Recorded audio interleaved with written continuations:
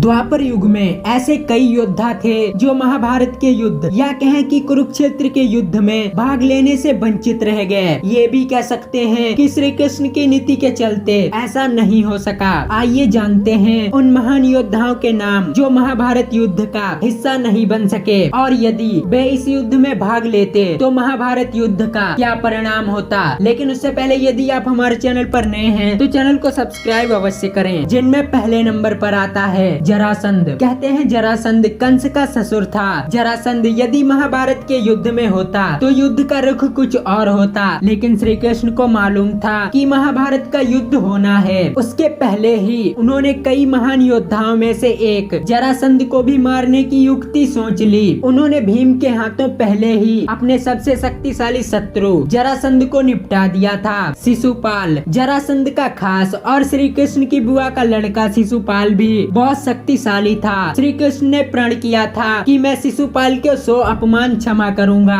अर्थात उसे सुधरने के 100 मौके दूंगा। शिशुपाल रुक्मणी से विवाह करना चाहता था। वहीं रुक्मणी के माता पिता रुक्मणी का विवाह श्री कृष्ण के साथ करना चाहते थे, लेकिन रुक्मणी के भाई ने रुक्मणी का विवाह शिशुपाल के साथ तय कर दिया। तभी श्री कृष्ण रुक्मणी का हरण कर ले आते हैं। तभी से शिशुपाल कृष्ण का शत्रु बन बैठा। श्री कृष्ण ने उसके 100 अपराध के बाद उसका वध कर दिया था, जिसके कारण वह महाभारत युद्ध का हिस्सा नहीं बन सका। एकलव्य दोस्तों, एकलव्य के बारे में कौन नहीं जानता, जो इतने महान धनुधर थे कि उन्होंने अपना अंगूठा तक गुरु द्रोण को दान में दे दिया था। और वहीं एकलव्य श्रृंगबेरपुर का राजा था। विष्णु पुराण और हरिवंश पुराण के अनुसार एकलव्य अपनी विस्तारवादी सोच के चलते जरासंध से जा मिला था। जरासंध की सेना तरफ से उसने मथुरा पर आक्रमण करके एक बार यादव सेना का लगभग सफाया कर दिया था। बाद में उसका युद्ध श्री कृष्ण से हुआ और वह मारा गया। इस तरह एकलव्य को भी भगवान श्री कृष्ण ने युद्ध से पहले ही मार दिया था। बलराम भगवान कृष्ण के बड़े भाई बलराम ने श्री कृष्ण को कई बार समझाया कि हमें युद्ध में शामिल नहीं होना चाहिए, क्योंकि दुर्योधन और अर्जुन दोनों ही हमारे मित्र हैं। ऐसे धर्म संकट के समय दोनों का ही पक्ष लेना उचित नहीं होगा। बलराम जी शिविर में जाकर दुर्योधन से कहते हैं कि जिस तरफ से कृष्ण हो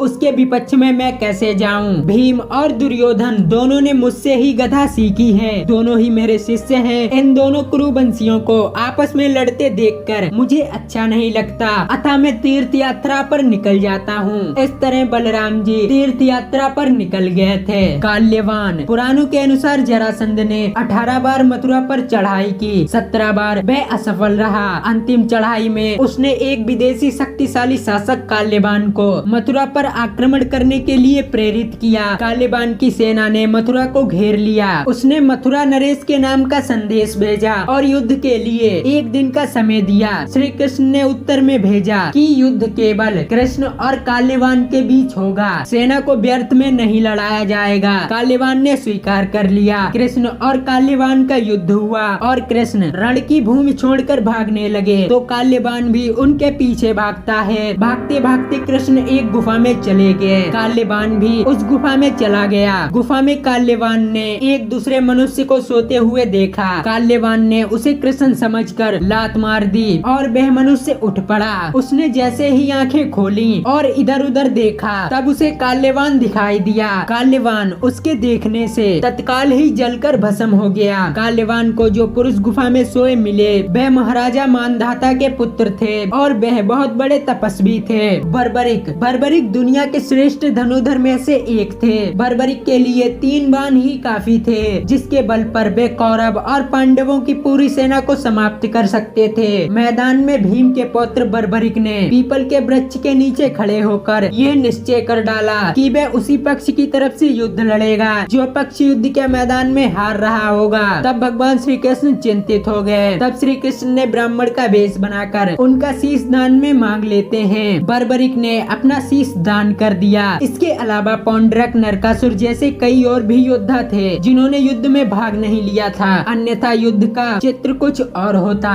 तो दोस्तों, आज की ये खास जानकारी आपको कैसी लगी हमें कमेंट में जरूर बताएं, और वीडियो पसंद आई हो तो चैनल को सब्सक्राइब करके बेल आइकन अवश्य दबाएं।